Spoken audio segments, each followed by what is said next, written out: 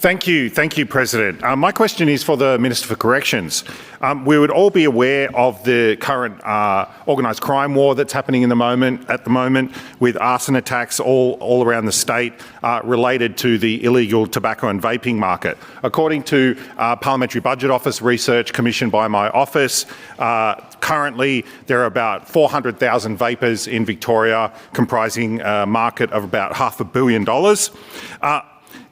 According to the federal government, they're launching a crackdown, and there's been extra funding for policing of this.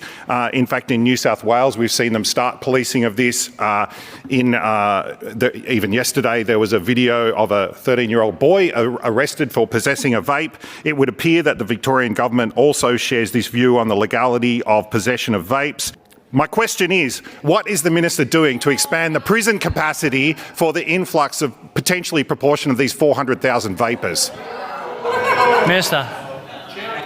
I thank Mr Limbrick for his question and his interest in my portfolios. I do note that matters of who ends up in custodial settings are not matters that the Minister for Corrections is in charge of. These are decisions of independent judiciaries.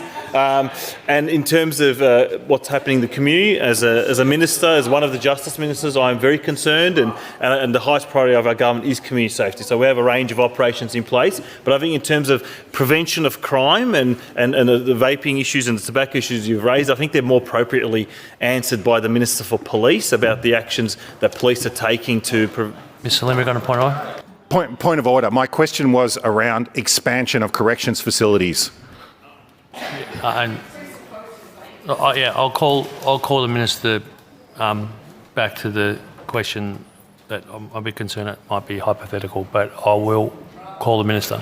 Yeah, thank you, Mr Limbrick. Yeah, in terms of our investments in our corrections infrastructure, I've been very clear in this place that we know correction facilities are a crucial part of our justice system. They're places where I guess the community is kept safe and where people have an opportunity to address their offending behaviour, and we've made record investments in not only the facilities, and we do have capacity because we have made significant investments into our facilities, and I will get to that, but the key is about making sure when people do enter our systems we have employment programs, educational programs, and obviously pathways to employment through our partnership with TAFE to make sure that when people do exit the system, they have, I guess, a future and are able to stop the offending behaviour and address it. So that's what our prison system is designed to do. In terms of the current capacity in Victoria, we do have a positive outcome that the number of people in our correction system has actually decreased over about the last 4 years by about 20%. So we do have additional capacity, but also we've made significant investments. So we have additional capacity. I've talked about our prison infill program where we're kind of commissioning out older facilities with newer beds and newer units. We have our Western Plains facility. So if the system needed extra capacity, we've future-proofed the system because we've made the investments. Mr Limbrick, supplementary. Thank you, President. I have no supplementary. I'm sure the Victorian vapers will be alarmed by these investments.